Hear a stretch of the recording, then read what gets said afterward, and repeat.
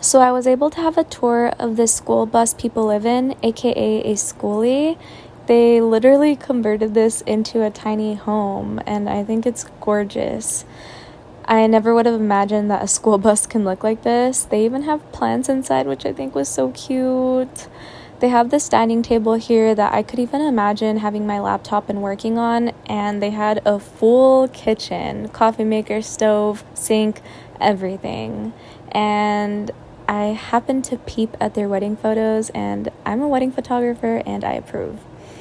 Then we walk down the hall and they have cute little decorations along the way. Then to the right, they have a full bathroom. Honestly, I just didn't expect this would even fit in here, so I was genuinely surprised. Then you walk a little further and their bedroom is there with closets on either sides.